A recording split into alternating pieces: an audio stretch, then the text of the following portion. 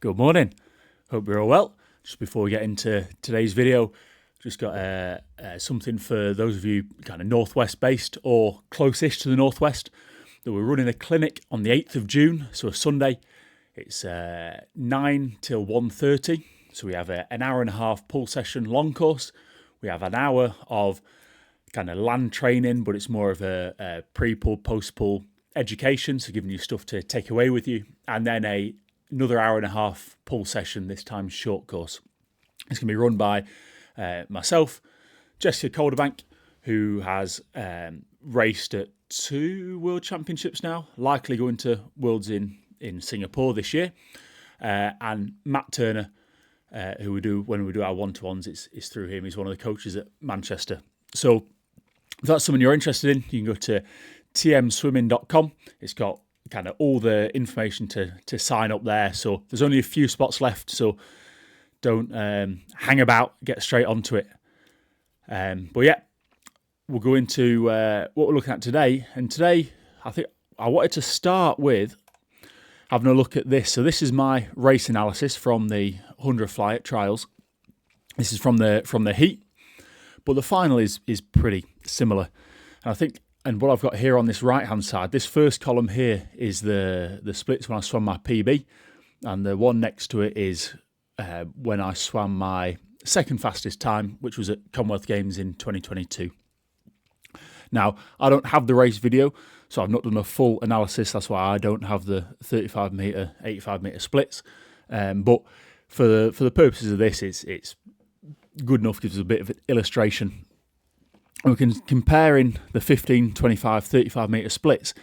We can see I'm actually ahead of that PB pace all the way to 35. So 35, 16:45 versus 16:41. So I'm on that PB pace. But what's interesting really is when you look at the stroke rate, so 59, 57 to here, 56, 54. So that's about 5% higher stroke rate at trials this year, which is quite significant. And I wonder if that's why, or I know that's why then this second 50 is falling apart, because the rate is set too high. We can see that as well through the stroke count. So 18:19, whereas I'm 19:20 here, and when I did it, is 17:19. So things like that is kind of reinforces to me some of the technical things that I think have been compromised a little bit. I'm not too worried. I think a lot of it has come from the heavy resistance, and just by me thinking of swim fast, that to my body is then translated as more rate. So I'm cutting the length of the stroke short so that I can get the arms round quicker.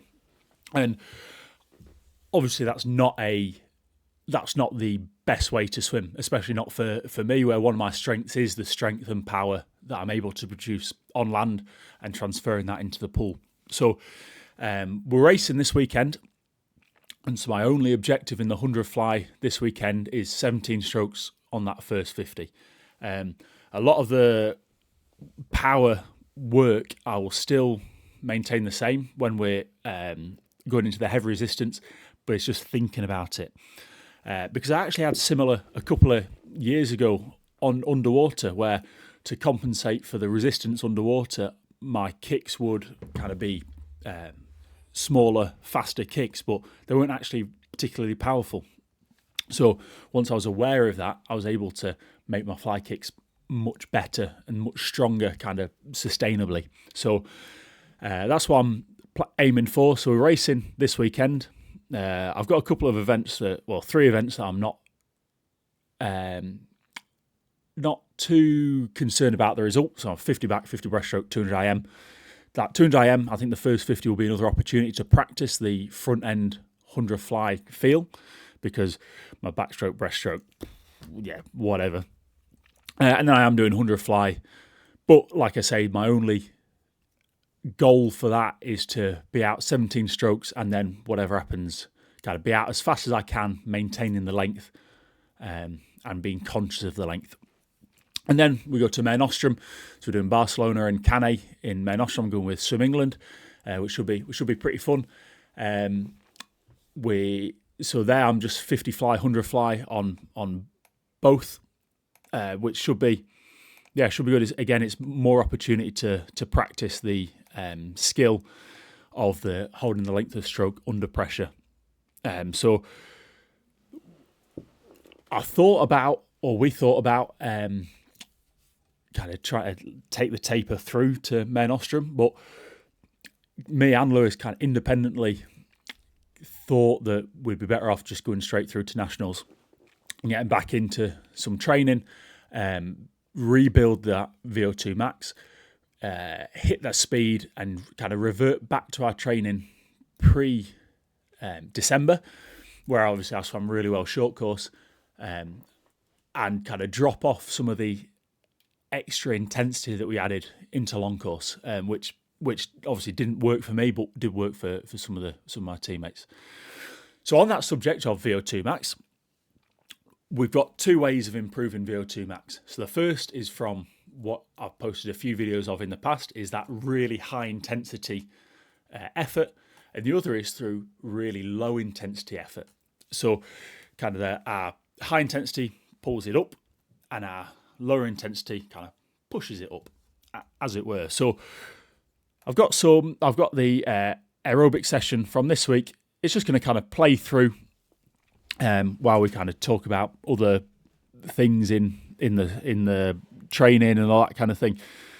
This is quite good as well because you can see the time, even though it's sped up. You can see the time on the clock and how long reps are taking. But this is from a Tuesday night, and our Tuesday nights are really low level aerobic because we've gone really hard Monday night, and we go really hard Wednesday night. So this has to be low level so that we're able to recover from Monday and then be ready to go again on Wednesday. So this session's always an underwater focus. So it's aerobic with underwater. And we've got here in the warm-up, we've got 4 25s with fins, one in each position. So one on your front, one on each side, and then one on your back. And this is quite a good opportunity to, obviously, it's some really gentle breath holding. But you also get that mobility, get that feel. And then it's an opportunity to put in some underwater drills, which you might see kind of as we go through. I added in a few kind of arms by side, maybe arms up overhead, all that kind of thing. Yeah, so like I say, the importance of this is twofold really. So we have to recover, but we also improve that VO2 max. Now there's a kind of the general rule of thumb is we look for 30 minutes of continuous movement to get an aerobic stimulus.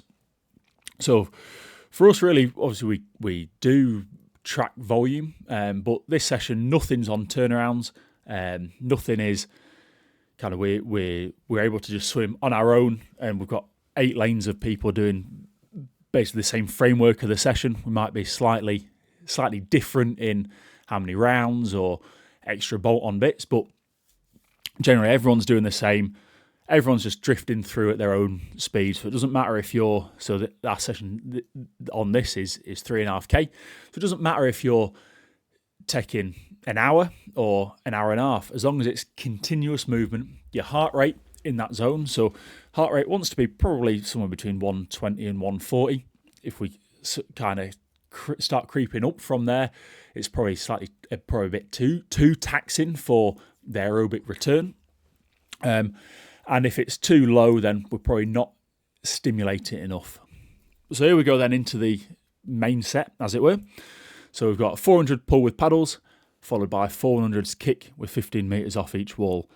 Now the paddles, we've started adding in a lot more pull paddles. Like I said, kind of alluded to earlier with the pull and keeping hold of the pull all the way through.